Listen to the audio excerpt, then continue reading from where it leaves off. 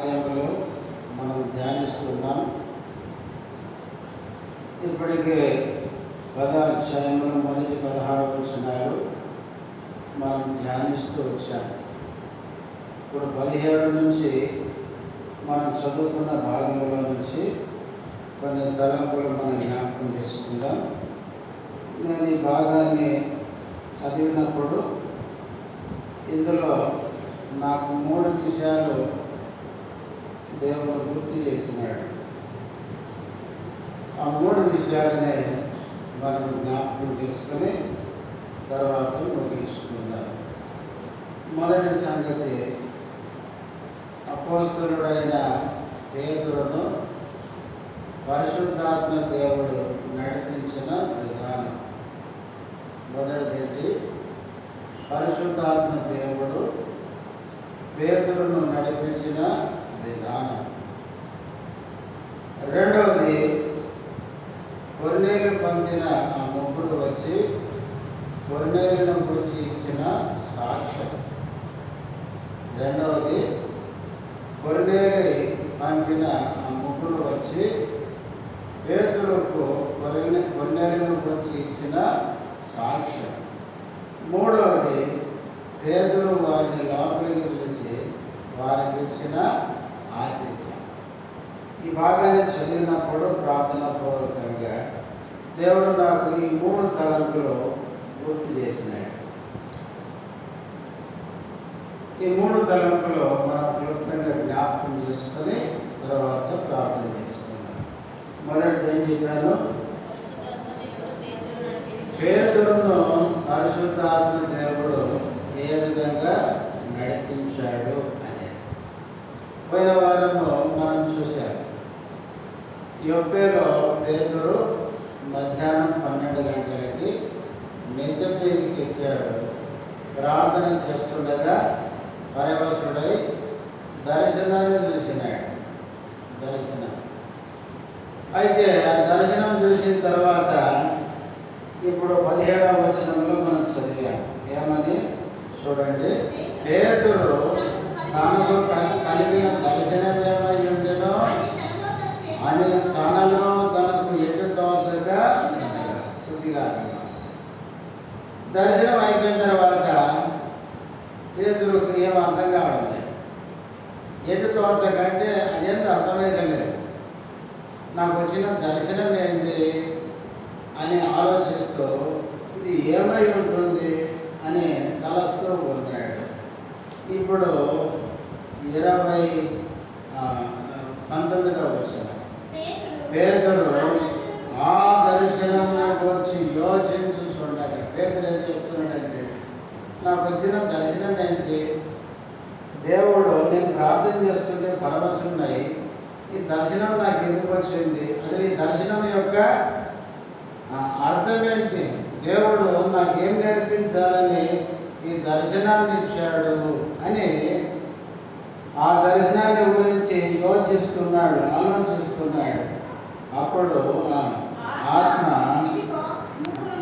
ఇదిగో 3 మనుషులు నిన్ను వెదకుచున్నారు, నీవు లేచి క్రిందికి దిగి సందేహింపక వారితో కూడా వెళ్ళుము, నేను వారిని పంపి ఉన్నానని అతనితో చెప్పాను. ఆత్మ అంటే పరిశుద్ధాత్ముడు పేతురుతో మాట్లాడుతున్నాడు. ఇదిగో 3 మనుషులు నిన్ను కింద వెలుగుతున్నారు, నువ్వు లేచి వెళ్ళని కిందికి దిగి వెళ్ళి ఏం చేయాలి, ఆ మనుషులను నేనే పంపాను, ఆ మనుషులతో కూడా వెళ్ళు. అంటే దేవుడే ఇదంతా ఏం చేశాడండి, జరిగించాడని మనకు అర్థమవుతుంది. నేనే ఆ ముగ్గురిని పంపించానంటే మనుషులు చేస్తున్నట్టు కనపడుతున్న దానిగా ఎవరున్నారు, దేవుడు ఉన్నాడు. కొర్నేలి ప్రార్థన చేస్తుండగా దేవదూత కొర్నేలి దగ్గరికి రావడం, కొర్నేలిని యొప్పేకి మనుషులను పంపించి పేతురుని పిలిపించుకోమని చెప్పడం, వీటన్నిటి వెనక పరిశుద్ధాత్మ దేవుని కార్యం మనకు కనపడుతుంది. దేవుని ఉద్దేశం ఏంటంటే పేతురు కొన్నేళ్ళింటికి వెళ్ళాలి, కొన్నేళ్ళింటి వారికి, తర్వాత అక్కడ కూడి వచ్చిన వారికి సువార్త ప్రకటించాలి, అన్ని జనులు రక్షించబడే సంఘంలో చేర్చబడాలి. అది దేవుని యొక్క ప్రణాళిక, ఉద్దేశం. ఆ ప్రణాళిక నెరవేర్పులో భాగంగా పరిశుద్ధాత్మ దేవుడు పేతురుని ఏం చేస్తున్నాడంటే కొన్నేళ్ళింటికి వెళ్ళమని చెప్తున్నాడు. ఇది చదివినప్పుడు నాకు 8వ అధ్యాయం గుర్తుకొచ్చింది. 8వ అధ్యాయంలో ఏం జరుగుతుంది? సమరయ ప్రాంతంలో ఫిలిప్ ఉన్నాడు. సువార్త ప్రకటిస్తుంటే అనేక ఏమన్నారు? రక్షించబడుతున్నారు. ఇందులో సడన్గా పరిశుద్ధాత్ముడు ఫిలిప్ ఏమన్నాడు? నువ్వు గాజాకు వెళ్ళే మార్గానికి వెళ్ళమన్నాడు. ఎందుకు? అక్కడ ఒక నపుంసకుడు వస్తున్నాడు. యెరూషలేం వెళ్ళాడు, ఆరాధన చూసుకున్నాడు, తిరిగి వెళ్ళిపోతున్నాడు. యెరూషలేం వెళ్ళాడు కానీ అతడు క్రీస్తుని తెలుసుకోలేదు, రక్షణ పొందలేదు. యేషయా గ్రంథం మాత్రమే కొనుక్కున్నాడు. ఆ రథం మీద కూర్చొని దాన్ని చదువుతున్నాడు కానీ ఆయనకు అర్థం కాలేదు. ఇప్పుడు ఆ నపుంసకుడు రక్షించబడడం దేవుని ఉద్దేశం. అతన్ని రక్షణలోనికి నడిపించడానికి పరిశుద్ధాత్మ దేవుడు ఏం చేశాడండి? ఈ ఫిలిప్పుతో మాట్లాడండి. చూడండి 8వ అధ్యాయం. ఇదే అపోస్తలుల కార్యములు 8వ అధ్యాయం 29వ వచనం. అప్పుడు ఆత్మ ఫిలిప్పుతో, నీవు ఆ రథము దగ్గరికి పోయి దానిని కలుసుకున్నామని. ఈ నపుంసకుడు యెరూషలేము నుంచి తన దేశానికి తిరిగి వెళ్తున్నప్పుడు ఫిలిప్పుతో దేవుని ఆత్మ పరిశుద్ధాత్ముడు మాట్లాడుతున్నాడు. నీవు ఆ రథము దగ్గరికి పోయి దానిని కలుసుకో. అంటే అపోస్తలుల కార్యాల్లో మనం ఏం చూస్తామంటే 2వ అధ్యాయంలో పెంతెకోస్తు పండగ దినాన ఆ మేడగదిలో పరిశుద్ధాత్మతో నింపబడిన ఈ అపోస్తలులు దేవుని సువార్త ప్రకటించడానికి దేవుని ఆత్మచేత వాళ్ళు నడిపించబడుతున్నారు. అసలు పరిశుద్ధాత్ముడు చేసే పని ఏంటో యేసుప్రభువే చెప్పినాడు. యేసుప్రభు ఏం చెప్పాడో చూడండి. యోహాను సువార్త 16వ అధ్యాయం. యోహాను సువార్త 16వ అధ్యాయం మొదటి 8వ వచనం చదవండి. ఆయన అంటే పరిశుద్ధాత్ముడు. ఆయన వచ్చి పాపమును గూర్చి, నీతిని గూర్చి, తీర్పును గూర్చి. పరిశుద్ధాత్ముడు చేసే మొదటి పని ఏంటంటే మన పాపాన్ని మనం ఏం చేస్తాడంటే ఒప్పుకునేటట్లు చేస్తాడంటే. మనం సువార్త విన్నప్పుడు వెంటనే ఒప్పుకుంటామా? అమ్మో మనం తక్కువలాగా. మన మనసు నిండా ఎన్నో అనుమానాలు, ఎన్నో ప్రశ్నలు ఉంటాయి.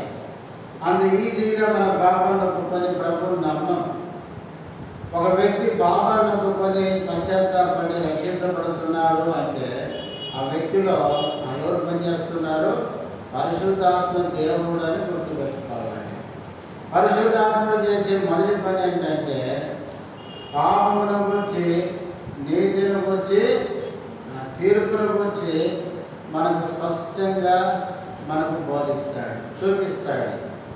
తర్వాత మనం పాపులమని మనల్ని ఒప్పుకునేటట్లు చేస్తాడు.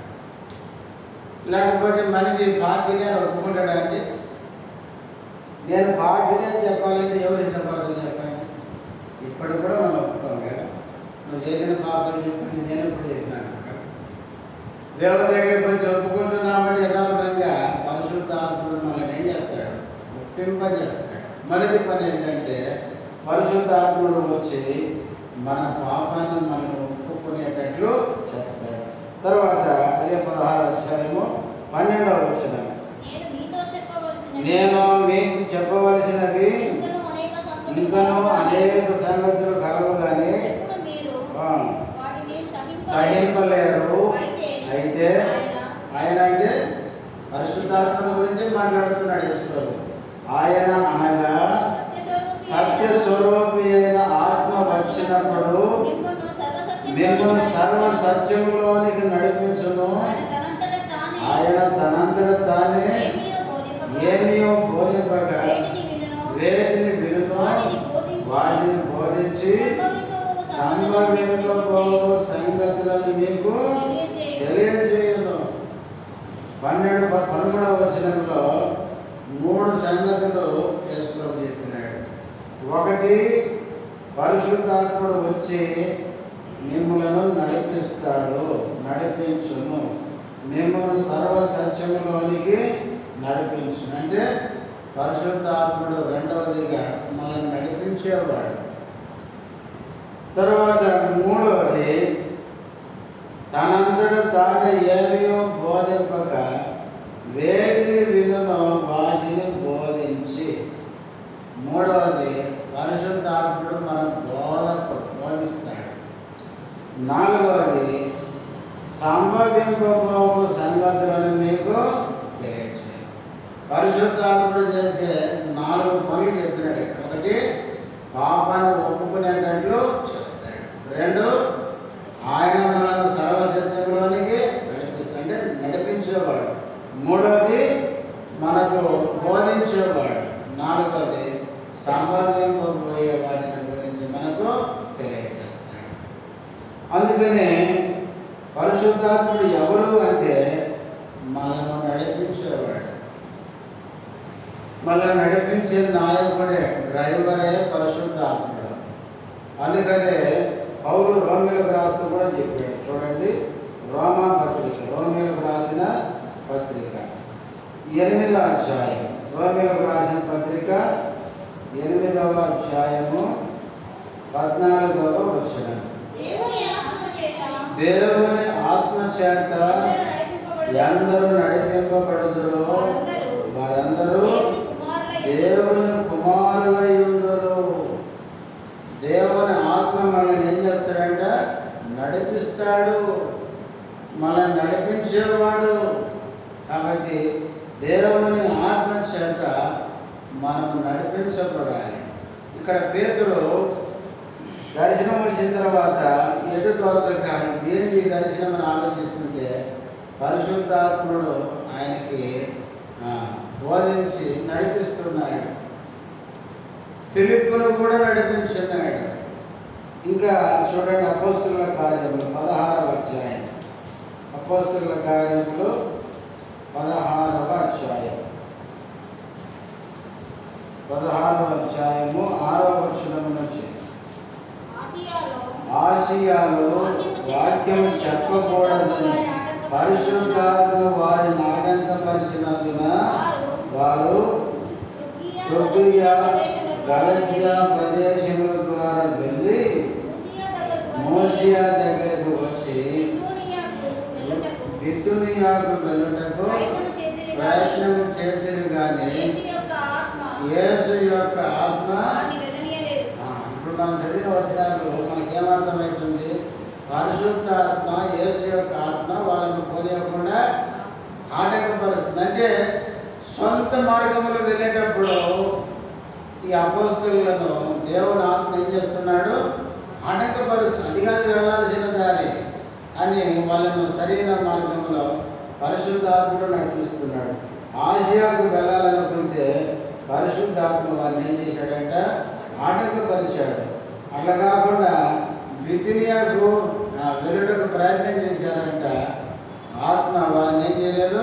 వెళ్ళనీయలేదు. ఎందుకు అంటే తర్వాత చదవండి, అంతటి వారు మోసియాను దాటిపోయి తర్వాత వాళ్ళకు త్రోయ అనే ఊరికి వచ్చినారు. వచ్చి అప్పుడు మాసిదోనియా దేశస్థుడు అప్పుడు నిలిచి, మేము మాసిదోనియాకు వచ్చి మాకు సహాయం చేయమని తనను వేడుకొనుచున్నట్టు రాత్రి వేళ పౌలు నాకు దర్శనం కలిగాను. అతనికి ఆ దర్శనం కలిగినప్పుడు వారికి సువార్త ప్రకటించుటకు దేవుడు మమ్మల్ని పిలిచి ఉన్నాడని మేము నిశ్చయించుకొని వెంటనే మాసిదోనియాకు బయలుదేరుటకు యత్నము. ఎందుకు ఆసియాకు కూడా పరిశుద్ధాత్ముడు ఆటంకపరిచాడు? తర్వాత బితునియా, రుకియా, గలత్యా ప్రదేశాల ద్వారా బితునియా వెళ్ళకపోతే దేవుని ఆత్మ వాళ్ళని వెళ్ళకుండా ఎందుకు ఆఫ్ చేశాడంటే వీళ్ళు వెళ్ళాల్సిన ప్రాంతం ఏది? మాసిదోనియా. అంటే దేవుడు మాసిదోనియాకు వెళ్ళి పౌలు ద్వారా సువార్త ప్రకటించాలని దేవునే ఉద్దేశం. అందుకనే అపోస్తుల కార్యాల్లో అపోస్తులు వారి సొంత ఆలోచనతో ఎక్కడికైనా వెళ్ళకపోతే పరిశుద్ధాత్ముడు వారిని ఆటంకపరిచే, పరిశుద్ధాత్ముడు ఏ ప్రాంతాల్లో వారు వెళ్ళి సువార్త ప్రకటించాలో ఆ ప్రాంతాలకు పరిశుద్ధాత్ముడు వారిని నడిపిస్తూ వచ్చాడు. అలాగే కొన్నేళ్ళు ఇంటి వారు రక్షణ పొందడం దేవుని ఉద్దేశం కాబట్టి దేవుడు పేతురుకు దర్శనమిచ్చి అది ఏంటి అని ఆలోచిస్తుండగా దేవుని ఆత్మ మీకోసం 3 వ్యక్తులు వచ్చారు, కిందికి దిగిపో, వాళ్ళని నేనే పంపించాను, వాళ్ళతో కూడా వెళ్ళు అని చెప్పడం మనం చూస్తున్నాం. అంటే పేతురును దేవుని ఆత్మ ఏం చేస్తున్నాడంటే కొన్నేళ్ళ ఇంటికి నడిపిస్తున్నాడు. అలాగే మన జీవితంలో కూడా యేసుక్రీస్తు నమ్మినప్పుడు మనం పరిశుద్ధాత్మను పొందాం. పరిశుద్ధాత్మను పొందిన మనము ఆత్మ నడిపింపు కింద మనం ఉండాలి. పరిశుద్ధాత్ముడు మనల్ని నడిపిస్తున్నాడు అన్న గ్రహింపు కలిగి మనం ఉండాలి. ప్రభువుని నమ్మిన తర్వాత మన ఇష్టానుసారంగా నడుచుకోకూడదు. గలతీ పత్రికలు అంటాడు పౌలు 5:16 ఏమంటాడు? నేను చెప్పినది ఏమనగా ఆత్మానుసారముగా నడుచుకున్నాడే, అప్పుడు శరీరాంశాలు మీరు నెరవేర్చరు. చాలామంది ప్రభువుని నమ్ముతారు కానీ ప్రభువుని నమ్మి ఆత్మానుసారంగా కాకుండా శరీరానుసారంగా నడుచుకుంటుంటారు. వారు శరీరాంశాలు నెరవేర్చుకుంటూ ఉంటారు. ఎందుకంటే దేవుడు ఏం చెప్తున్నాడు అనేది వాళ్ళకు ఏం కాదు, వాళ్ళకు పట్టదు.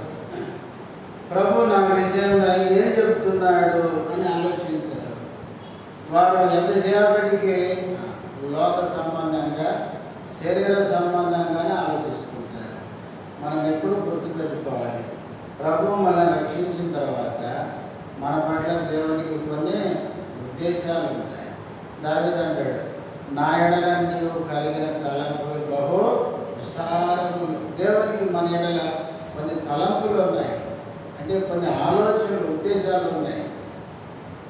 దావీదు పట్ల దేవుని ఉద్దేశం ఏంటి అంటే దావీదు రక్షించబడిన తర్వాత దావీదు ద్వారా దేవుడు జరిగించుకోవాల్సిన కొన్ని కార్యాలు ఉన్నాయి.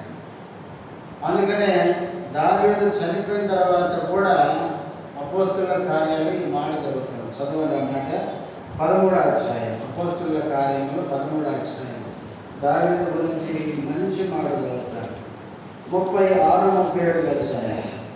దావీదు ఈ మాట గుర్తుపెట్టి, ఎవరి సంకల్పం అంట? దేవుని సంకల్పము చొప్పున తన తరము వారికి సేవ చేసి నిద్రించి తన పితరుల యొద్దకు చేర్చబడి చాలమ్మ. దావీదు సేవ చేసినాడు. ఎట్లా చేసినాడంటే దేవుని సంకల్పము చొప్పున. నిజంగా ఎంత గొప్ప మాట ఇది. దావీదు ప్రియులారా, ఆరంభంలో ఆయన కొన్ని పొరపాట్లు చేశాడు కానీ తర్వాత ఆయన నేర్చుకున్నాడు. అందుకే 143వ కీర్తనలో దావీదు ప్రార్థన చేస్తాడు. ఏమని? దేవా, నీ చిత్తానుసారముగా ప్రవర్తించుటకు నాకు నేర్పుము. చదవండి 143. నీవే నా దేవుడవు, నీ చిత్తానుసారముగా ప్రవర్తించుటకు నాకు నేర్పుము. కాబట్టి దావీదు చేసిన ప్రార్థన అది. దేవా, నా చిత్తానుసారంగా చేసి నేను నష్టపోయినా, నా చిత్తానుసారంగా కాదు నీ చిత్తానుసారంగా చేయడం నాకు నేర్పుము అని ప్రార్థన చేసినాడు. ప్రియులారా, మనము దేవుడి చిత్తం చేస్తే మనము ఎప్పుడు సంతోషంగా ఉంటాం. అందుకే 40వ కీర్తన 8వ వచనంలో దావీదు అంటాడు, నీ చిత్తము నెరవేర్చుట నాకు సంతోషం. దేవుని చిత్తం చేసే వాళ్ళు ఎప్పుడు సంతోషంగా ఉంటారు. దేవుని చిత్తం కాకుండా సొంత ఉండొచ్చు కానీ వాళ్ళ హృదయంలో ఏముంటుంది? నిజమైన సంతోషం ఉండదు. నిజమైన సంతోషం ఎప్పుడు అంటే దేవుని చిత్తాన్ని చేసినప్పుడు. కొన్నిసార్లు దేవుని చిత్తం చేసినప్పుడు కొన్ని ఇబ్బందులు రావచ్చు, కానీ ఆ ఇబ్బందుల్లో కష్టాల్లోనే మన హృదయంలో నిజమైన శాంతి సంతోషాన్ని కలిగి ఉంటాం. కాబట్టి మొదటి తలంపు మనం ఏం చూస్తున్నామంటే కొర్నేలు ఇంటి వారు రక్షణ పొందడం దేవుని చిత్తం కనుక పరిశుద్ధాత్ముడు పేతుడిని కొర్నేలు ఇంటికి నడిపించడం మనం చూస్తున్నాం. మనం కూడా మన జీవితంలో దేవుని ఆత్మ చేత నడిపించబడడం మనం ఏం చేయాలి? నేర్చుకోవాలి. మనం కూడా దావీదు వలె ప్రార్థన చేయాలి. దేవా, నీ ఆత్మ చేత నడిపించబడి నీ చిత్తం నా పట్ల నేను నెరవేర్చడానికి నాకు కూడా నేర్పుకొని ప్రార్థన చేయాలి. చాలాసార్లు ఒక సేవకుడు అన్నాడు, చాలామంది విశ్వాసులు ఎట్లుంటారంటే మొత్తం ఒక లిస్టు రాసుకుంటారంట. మనకి ఏమేమి ఇష్టం రాసుకొని అది యేసు ముందు పెట్టి ప్రభువా దీని మీద సంతకం చేశారంటే, అంటే దేవుని యొక్క అనుమతి చాలుగా. అంటే మన సొంత ఇష్టాలన్నీ దేవుని దగ్గర పెట్టాయంట. దేవుడు ఏం చేయాలి? నువ్వు అనుమతి కోసం సైన్ చేసాలంతే, నేను పోయి చేసేసుకుంటా. అట్లా ఉన్నారంటే విశ్వాసం. మనం ఎప్పుడు గుర్తుపెట్టుకోండి, మన సొంత ఇష్టానుసారంగా మనం ఎప్పుడు వెళ్తామో అప్పుడు ఏమవుతాయంటే మొత్తం మనకు నష్టం కాదు, మన ద్వారా అందరికీ నష్టం తెస్తాం. ఉదాహరణకి బైబిల్లో యోనా ఉన్నాడు. యోనా ఎక్కడికి పోవడం దేవుని చిత్తం? నినివేకి వెళ్ళడం దేవుని చిత్తం. మరి ఎటుపోయినాడు? తర్షీసుకు పోయినాడు. తర్షీసుకు పోయేటప్పుడు ఒకటి యోనాకు నష్టం జరిగింది. యోనాకే కాదు, యోనా ఎక్కడుంటే అక్కడ నష్టమే. ఓడలో ఉంటే ఓడ వల్ల కూడా కష్టం వచ్చేది. ఓడ మునిగి నీళ్ళు మునిగేటట్టు లేదు. చూడండి, వాళ్ళు అప్పటిదాకా మంచిగా ఉన్నారు, ఇది ఎక్కిన తర్వాత కలవరం లేచిందాడు. అందుకే మనం ఎప్పుడు గుర్తుపెట్టుకోవాలి, మన ఇష్టానుసారంగా మనం జీవిస్తే మనము నష్టపోతాం, మన చుట్టూ ఉన్న వాళ్ళని కూడా చేస్తాం, నష్టానికి మనం కారకం అవుతాం. అందుకే మనం దేవుని కొరకు జీవిస్తే మనము దీవించబడతాం, మన ద్వారా నలుగురు దీవించబడతారు. అందుకే మనం ఎప్పుడు దేవుని దగ్గర ప్రార్థన చేసుకుంటాం. దేవా, నేను నీ చిత్తానుసారంగా జీవించడం నాకు నేర్పు, నీ ఆత్మ చేత నన్ను నడిపించు, నా ద్వారా నువ్వేం జరిగించుకోవాలి దాన్ని జరిగించుకో అని మనం ప్రార్థన చేసుకోవాలి. మొదటిగా దేవుని ఆత్మ చేత నడిపించబడిన పేతురును మనం చూస్తున్నాం. ఇక రెండవ సంగతి చూడండి. తర్వాత 21వ వచనం, పేతురు ఆ మనుషుల యొద్దకు దిగి వచ్చి, ఇదిగో మీరు వెదకువాడను నేనే, మీరు వచ్చిన కారణమేమని అడిగాను. అందుకు వారు, నీతిమంతుడును దేవునికి భయపడేవాడును యూదా జనులందరి వలన మంచి పేరు పొందిన వాడునైన శతాధిపతి కొర్నేలియు ఒకడు మనుషుడున్నాడు. అతడు తన ఇంటికి నంపించి నీవు చెప్పు మాటలు వినవలనని పరిశుద్ధ దూత వలన బోధింపబడినని చెప్పారు. చాలా. ఇప్పుడు ఎప్పుడైతే దేవుని ఆత్మ పేతురుని నువ్వు కిందికి వెళ్ళి నీకోసం నువ్వు వచ్చారు, వాళ్ళు నేనే పంపించాను వాళ్ళతో వెళ్ళు అని చెప్పిన తర్వాత పేతురు దిగొచ్చాడు. వచ్చి ఏమన్నాడు? మీరు వెతుకుతున్న వ్యక్తిని నేనే, ఇంతకీ నా కోసం ఎందుకు వచ్చారు విషయం చెప్పండి అన్నాడు. అప్పుడు వాళ్ళు మాట్లాడుతూ ఏమన్నారంటే, అందుకు వారు అని వాళ్ళ పేతులతో కొర్నేలు గురించి మంచి సాక్ష్యం ఇచ్చినారు. ఆయన గురించి 3 మాటలు చెప్పారు. 1 నీతిమంతుడు, 2 దేవునికి భయపడేవాడు, 3 యూదులందరి వల్ల మంచి పేరు కలిగిన వాడు. ఎంత మంచి సాక్ష్యం!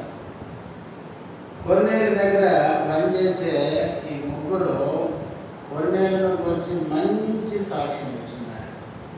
ప్రియులారా, మన గురించి మన దగ్గర ఉన్నవారు, మన బంధువులు, మన స్నేహితులు, మన చుట్టుప్రక్కల వారు మన గురించి ఏం చేయాలంటే మంచి సాక్ష్యం ఇవ్వాలి.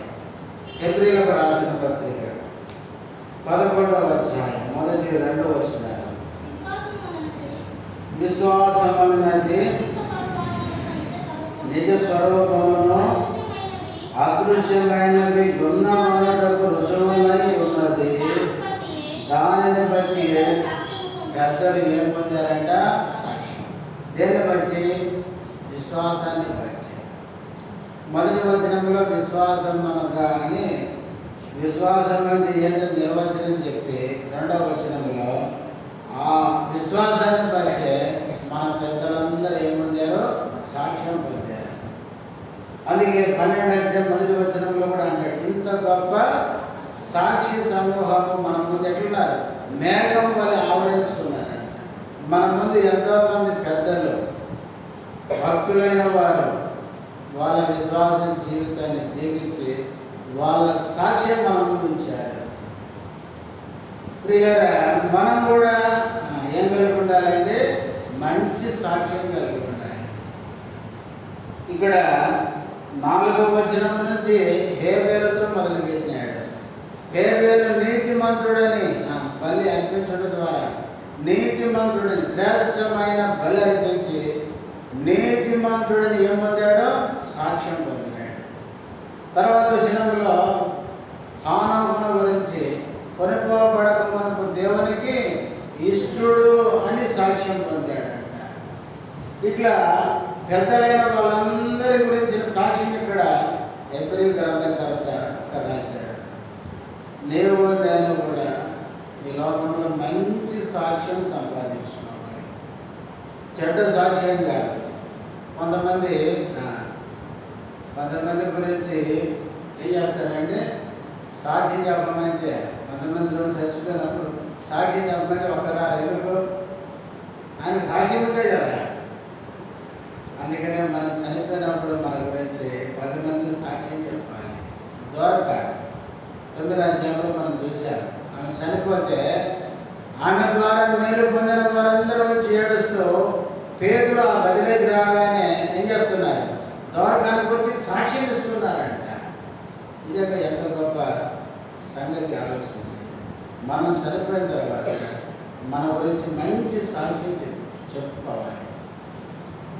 పిల్లరా, ఈ కొన్నేళ్ళే వాస్తవంగా దేవుని నమ్మలేదు, ఇంకా రక్షణ పొందకపోయినా ఆయన మంచి సాక్ష్యం కలిగి ఉన్నాడు. మంచి ఏమని చెప్పారు? 3 మాటలు చెప్పారు. ఒకటి నీతిమంతుడు.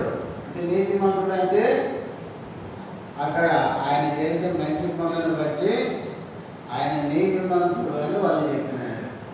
అందుకే నీతి అనేది బైబిల్లో 2 రకాలు ఉంటాయి. మనిషి చేసే మంచి పనులను బట్టి సంపాదించుకుని స్వనీతి, రెండవది దేవుని నీతి. దేవుని నీతి మనకు రావాలంటే యేసుక్రీస్తును నమ్మాలి. యేసును నమ్మకపోతే మనం స్వనీతి పరులంగా మిగిలిపోతాం. మన స్వనీతి దేవుని దృష్టిలో ఏంటంటే 64 యెషయా గ్రంథం 6వ వచనం, మా నీతి క్రియలన్నీ దేవుని దృష్టిలో మురికి గుడ్డల వంటి వాయును అంటాడు. మన నీతి దేవుని దృష్టిలో మురికి గుడ్డలు అంటే మనం ఇంట్లో వాడుకుంటాం కదా, కిచెన్లో వాడతారు చూడండి. కిచెన్లో మనం ధరించుకున్న బట్టలు మనం వాడుకొని అవి పాడైపోతే దేనికి పెడదాం? కిచెన్లో వాడుకోవడానికి పెడతాం కదా, అవన్నీ తుడుచుకోవడానికి. అక్కడ దేవుడు వాడిన పదం ఏంటంటే కిచెన్లో కూడా వాడుకొని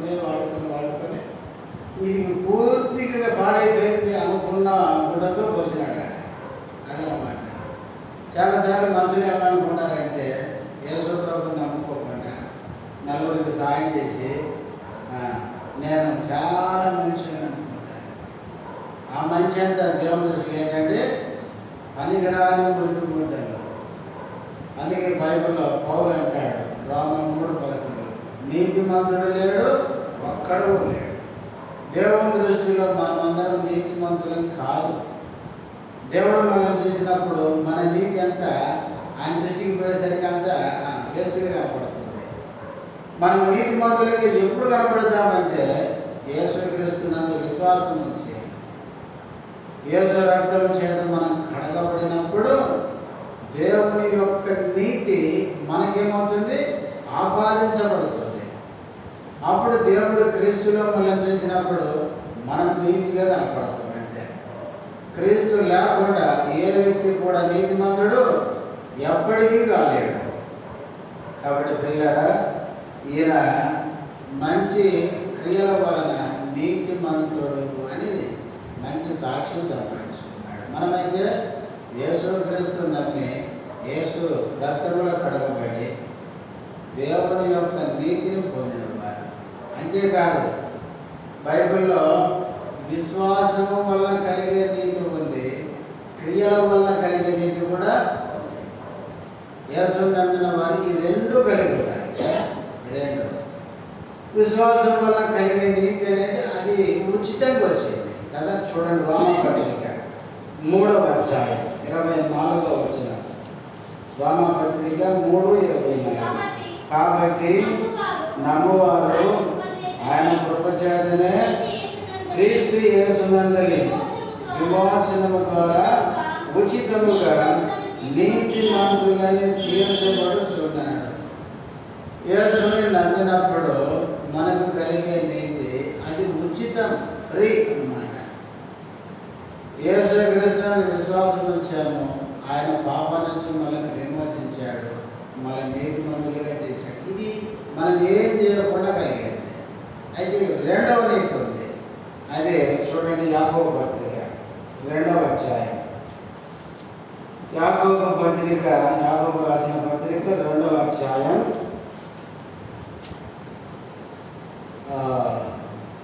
21వ వచనం. మన పితరుడైన అబ్రహాము తన కుమారుడైన ఇస్సాకును బలిపీఠం మీద అర్పించినప్పుడు అతడు దేని వలన, క్రియల వల్ల నీతిమంతుడని తీర్పు పొందలేదు. క్రియల వల్ల కలిగే నీతి ఉంది. అంటే రామపత్రిక 3వ అధ్యాయం ఏం చెప్తుందంటే యేసును నమ్మితే ఉచితంగా కలిగే నీతి గురించి ఉంది. యాకోబు పత్రిక 2వ అధ్యాయం చెప్తే క్రీస్తును నమ్మిన వారు క్రియలు చేసి ఏం కావాలి, నీతిమంతులు కావాలని చెప్తుంది. ఈ రెండు మనకు ఉండాలి.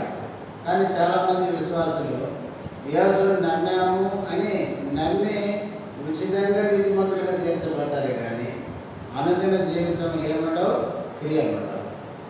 ఈ యాకోబు పత్రిక 2వ అధ్యాయం మనం చదివితే క్రియలు లేని విశ్వాసం ఏంటంటే అది మృతమే, చచ్చిపోయిన శరీరం ఎంతో, క్రియలు లేకపోతే అంతే. క్రీస్తు నమ్మిన తర్వాత మనలో ఏముండాలి, క్రియలు ఉండాలి. అందుకే యోహాను 1వ పత్రికలో నీతిమంతుడు అంటే ఆయన చెప్తాడు ఏమని, చూడండి 2 వచనాలు చదువుతాం. యోహాను రాసిన 1వ పత్రిక 2వ అధ్యాయం చివరి వచనం 29వ వచనం. ఆయన అంటే యేసు ప్రభు, ఆయన నీతిమంతుడని మీరు ఎరిగి ఉన్న ఎడల నీతిని జరిగించు ప్రతి వాడను ఆయన మూలముగా పుట్టి ఉన్నాడని. మన ప్రభు నీతిమంతుడని మనం ఎరిగితే మనం కూడా ఏం జరిగించాలి, నీతిని మనం దినదినము జరిగిస్తూ రావాలి. తర్వాత 3వ అధ్యాయము 7వ వచనం. చిన్నపిల్లలారా ఎవరిని మిమ్మల్ని మోసపరచనీయకుడి, ఆయన నీతిమంతుడై ఉన్నట్టు నీతిని జరిగించు ప్రతి వాడు. ఎవరంటే నీతిమంతుడు అంటే ఇక్కడ ఎవరని చెప్తాడు, నీతిని జరిగించే ప్రతివాడు. ఉచితంగా విశ్వసిస్తే మనం నీతిమంతులుగా తీర్చబడ్డాం. అది క్రీస్తు వైపు నుంచి మనకు ఆపాదించబడింది. అయితే నీతిమంతులమైన మనము మన విశ్వాస జీవితంలో ప్రతి దినము నీతిని చేయాలి, జరిగించాలి. ఈ విషయంలోనే చాలామంది క్రైస్తవులు తప్పిపోతున్నారు. అందుకే లోకంలో మనుషులు కూడా మనల్ని చూసి ఏమంటున్నారు, వీళ్ళు చర్చి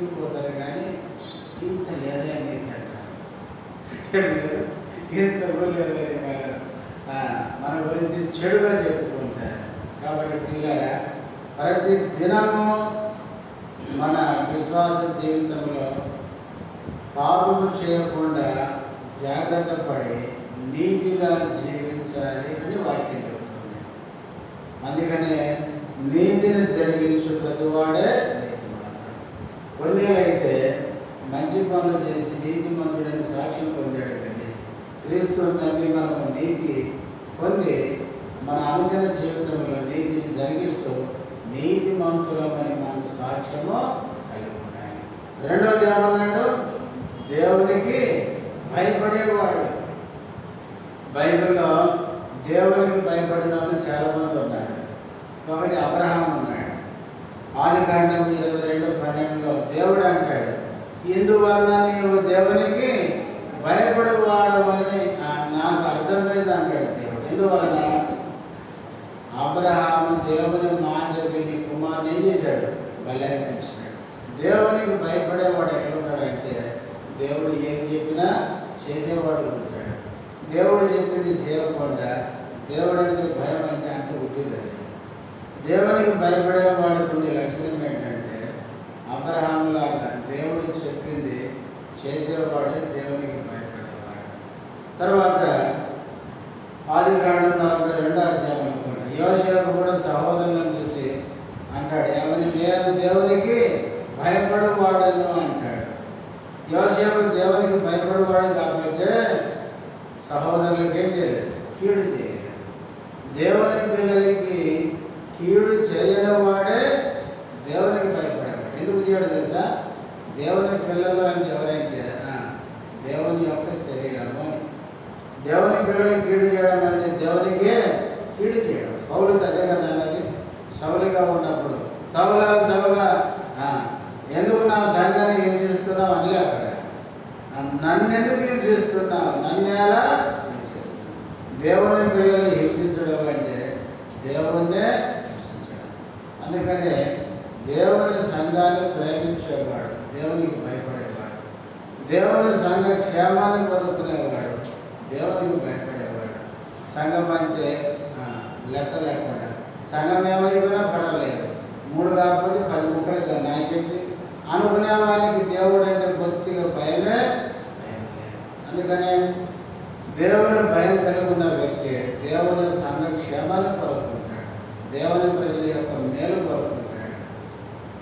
అంతేకాదు దేవునికి భయపడే వ్యక్తి ఏం చేస్తాడంటే దేవుని గురించి చెడు ఎప్పుడూ మాట్లాడు. ఇప్పుడు సిలువలో తంగున్నాడు, యేసు ప్రభువుని ఏం చేస్తున్నాడు? దూషిస్తున్నాడు.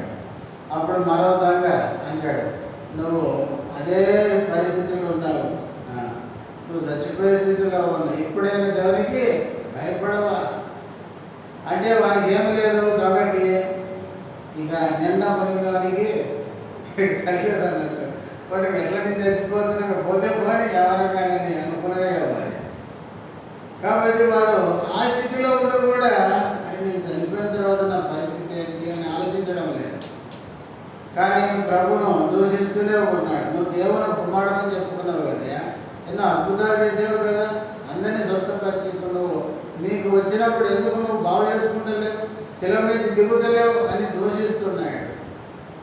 కానీ ఆ దొంగ మొదట ఒక దొంగ దూషించినాడే, తర్వాత శిలువలో ప్రభు చేసిన ప్రార్థన విని ఉదయం కదిలిపోయి వెంటనే ఏమన్నాడు? యేసు నీ రాజ్యంలో వచ్చినప్పుడు నీ రాజ్యంలో నన్ను అంటే యేసు ఆయన ప్రభు అని, ఆయనకు ఒక రాజ్యం ఉందని, ఆ రాజ్యంలో వస్తాడని రాజ్యంలో ఈయన నమ్మినాడు హృదయంలో. అందుకే ఆ మాటలు విశ్వాస పలుకులు పలికినాడు. అప్పుడే రెండవ మాట ప్రభు అన్నాడు, నీవు నాతో కూడా పరదేశంలో ఉంటుందని. కాబట్టి ప్రియులారా, దేవునికి మనం ఏం కావాలి? భయపడాలి. అందుకే యేసు ప్రభు కూడా చెప్పిన లూకాసు వార్త 12 దేహమును చనిపోయేవానికి మీరు భయపడద్దు, చనిపోయిన తర్వాత దేహమును ఆత్మను నరకంలో పడవేయవానికి మీరు భయపడండి అన్నాడు. దేవుడు అంటే మనం భయపడాలి. ఇలా చాలాసార్లు మనం అన్నిటికీ చీటికి భయపడతాం కానీ దేవుడంటే భయపడాలి. యోనా చెప్పినట్టు చెప్తాం. ఏమని చీట్లు వేసిన తర్వాత ఆ చీటి యోనా మీదకి వస్తే అసలు నువ్వు ఎవరయ్యా, ఎక్కడి నుంచి వస్తున్నావు, ఏ ఊరు మీది, ఎక్కడికి పోతున్నావు, నీ బయోడేటా అంతా చెప్పాలంటే ఆయన అంటాడు, భూమికి ఆకాశములకు సృష్టికర్త అయిన దేవాది దేవుని దాసుని అంటాడు. చూడండి, భూమి నుంచి ఆకాశం దాకా చెప్పిండు కానీ ఆ దేవునికి భయపడుతున్నాడు. అంటే భయపడితే ఏం చేస్తాడు? దేవుని మాటలు వింటాడు. ఈ రోజుల్లో మన మాటలు ఫోటో దాకా మాట్లాడుతున్నాం కానీ దేవుడు అంటే మనకేం లేదు చెప్పండి, ఏం లేదు. దేవునికి భయపడేవాడైతే నిధిగా పోవాలి. నేను దర్శించుకుంది పోతున్నాడు. అందుకనే నేను దేవునికి భయపడేవాళ్ళని చెప్పినట్టే మాట్లాడుతున్నాడే కానీ బ్రతుకులో లేదు. కనుక మనం దేవునికి భయపడేవాళ్ళని ఉండాలి. రెండవది ఆయన గురించి సాక్ష్యం, దేవునికి భయపడేవాడు అన్నాడు. మూడవది యోధులందరి వలన, ఈయన ఎవరండి? అన్యుడు. కొన్నేళ్ళే యోధుడు కాదు, అన్యుడైనప్పటికీ యూదులందరి వల్ల ఏం తెలుసుకున్నాడు? యూదులంటే వాళ్ళు ఏమనుకుంటారంటే మేము మా అంత నిష్ట భక్తి ఎవరికి ఉండదు అనుకునే గర్విష్ఠులు వాళ్ళు. అలాంటి వాళ్ళ చేతనే ఈయన ఏం తెలుసుకున్నాడు? మంచి పేరు. ఇదే అపోస్తుల కార్యంలో మంచి పేరు తెలుసుకున్నారు కొందరు ఉన్నారు. చెప్తారు ఎవరన్నా? ఇప్పుడే ఆల్రెడీ కొన్ని చెప్పుకున్నాం, అంతకుముందు త్యాగించారు. అపోస్తుల కార్యంలో 6వ అధ్యాయంలో ఆ పరిచర్యకు నియమించిన వారు ఉన్నారు కదా, వాళ్ళు ఎవరంటే వాళ్ళు 2వ వచనం చదవండి. 6వ అధ్యాయం.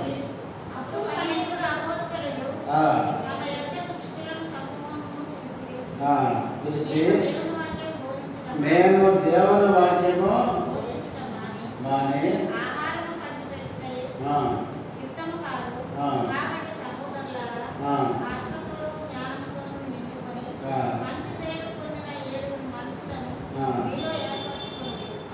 అక్కడ పరిచర్యకు నియమించిన వాళ్ళు ఎవరంట?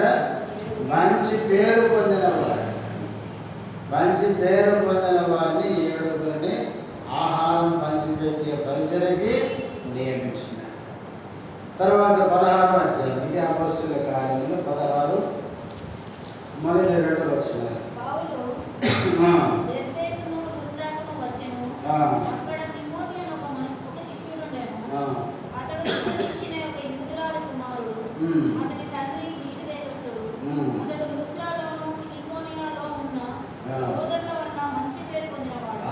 తిమోతి గురించి కూడా ఇక్కడ ఏం చదువుతున్నాము?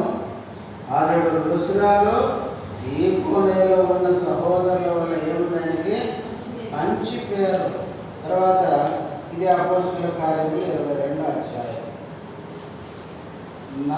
ఇక్కడ కూడా ఆయన 12వ వచనం అంతటా ధర్మశాస్త్రం చొప్పున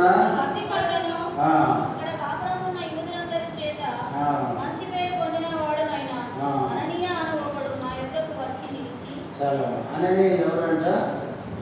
యూదులందరి చేత మంచి పేరు పొందినవాడు. 6వ అధ్యాయంలో 7 పరిచారకుల్ని పరిచర్యకు నియమిస్తే ఆ 7 ఎవరు? మంచి పేరు పొందినవారు.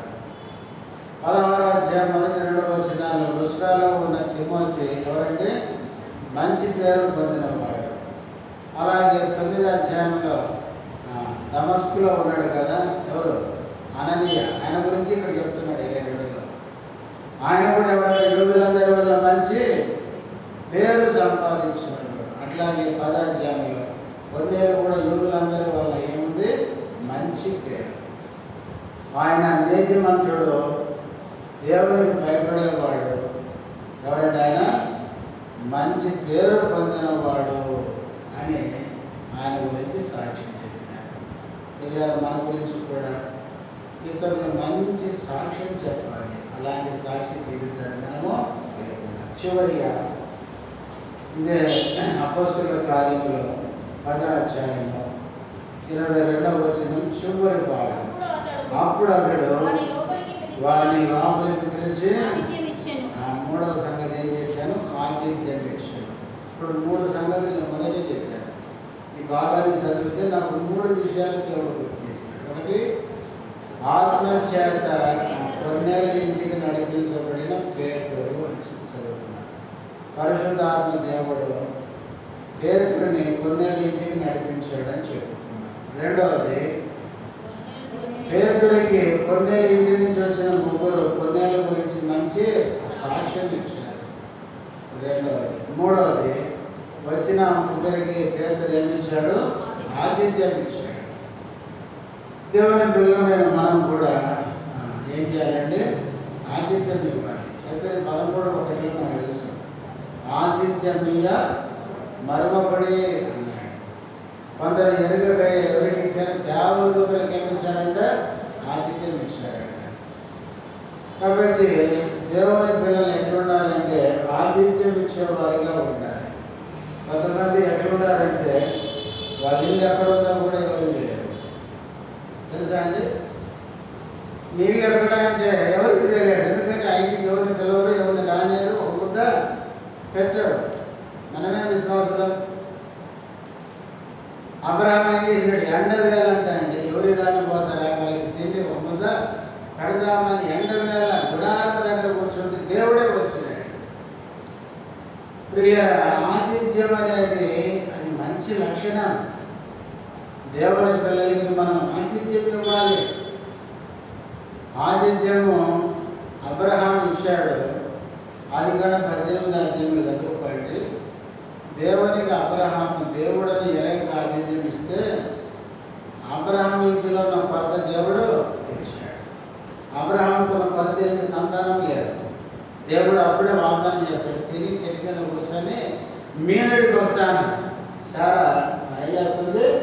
కుమారుని కంటుందని వాగ్దానం ఇచ్చి వెళ్ళిపోయినాడు. ప్రియులారా, మనము ఆతిథ్యం ఇస్తే దేవుడు మన కుటుంబంలో ఉన్న లోటులన్నీ ఎరిగి తీరుస్తాడు. మన ఇంట్లో అన్ని లోటులు ఎవరు చెప్పండి? ఎవరికి ఏం చేయాలి? ఆతిథ్యం ఇచ్చేది అలవాటు. అందుకనే నేర్చుకోవాలి. ప్రభువుని నమ్మి ఇన్ని సంవత్సరాలైనా దేవుని పిల్లల్ని మన ఇంటికి పిలవకుండా మనము ఒక ముద్ద ఎవరికి అన్నం పెట్టకపోతే మన విశ్వాస జీవితంలో మనం ఏం నేర్చుకున్నాం? పిల్లరా, పేతురు ఆ ముగ్గురిని లోపలికి పిలిచి ఏం చేశాడంట? ఆతిథ్యం ఇచ్చాడు. బైబిల్ ఆతిథ్యం ఎట్లా ఇవ్వాలి? శ్రద్ధగా ఇవ్వాలంట. చూడండి, రోమపత్రిక 2 మాటలు చదివించి ముగిస్తాను. రోమిలకు రాసిన పత్రిక 12వ అధ్యాయం 13వ వచనం.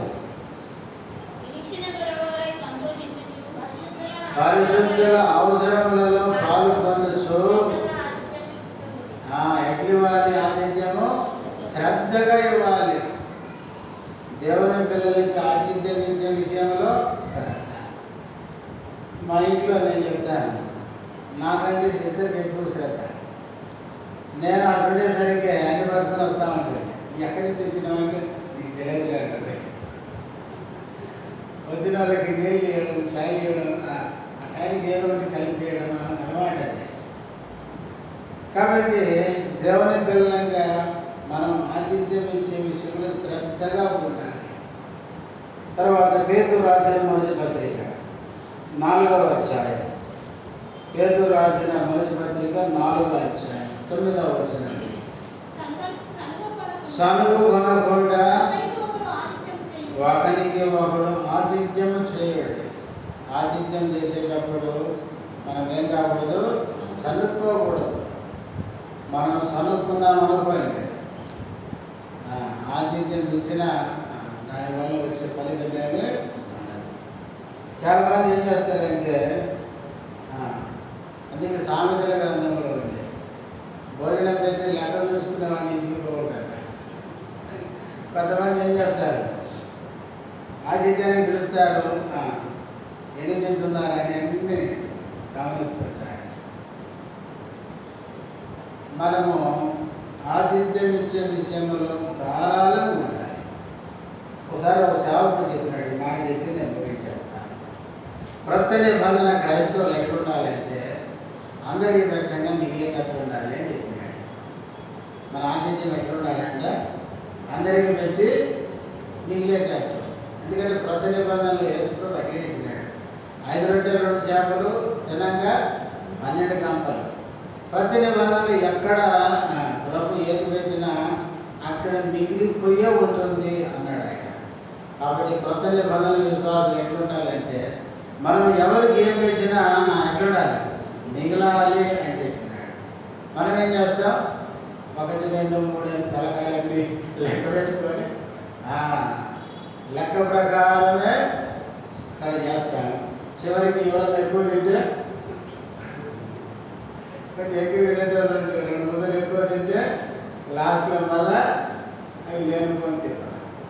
అందుకే మనం ఎట్లుండాలంటే, అందుకే యేసుప్రభు అన్నాడు, ఏ కొలతతో కొలుస్తావో అదే కొలత నీకు కొలవబడుతుంది. మనము ఏది చేస్తామో అదే మనకు వస్తుంది. అందుకనే మనం నేర్చుకోవాలి. మనం ధారాళంగా మనం ఇచ్చేది నేర్చుకుంటే దేవుడు ఆకాశపు వాక్యం చెప్తాడు. మనం ఎక్కడ పెట్టుకోవాలో మనకు తెలియదు, అంత సమృద్ధి దేవుడు ఇస్తున్నాడు. అందుకే ఇలా మన జీవితంలో ఆతిథ్యం ఇవ్వడం అనేది మంచి లక్షణం.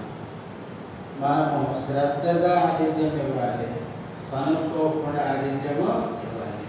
భక్తులైన వారు ఆ విధంగా ఆతిథ్యం ఇచ్చి ఏం చేశారంటే దేవుని చేత దీవించబడ్డారు. మనం 3 సంగతులు చెప్తాం. ఒకటి, దేవుని యొక్క ఆత్మ నడిపించే విధానం పేతురుని మనం చూసాం. మనం కూడా దేవుని ఆత్మ చేత నడిపించబడడం నేర్చుకోవాలి. రెండవది, కొర్నేలి ఇంటి నుంచి వచ్చిన ముగ్గురు కొర్నేలి గురించి మంచి సాక్ష్యము ఇచ్చారు. మనం కూడా మంచి సాక్ష్యం పంచుకోవాలి. మూడవది, వచ్చిన ఆ ముగ్గురికి పేతురు మంచి ఆతిథ్యం ఇచ్చాడు. మనం కూడా ఆతిథ్యం ఇచ్చేది నేర్చుకోవాలి. ప్రార్థన చేసుకుందాం.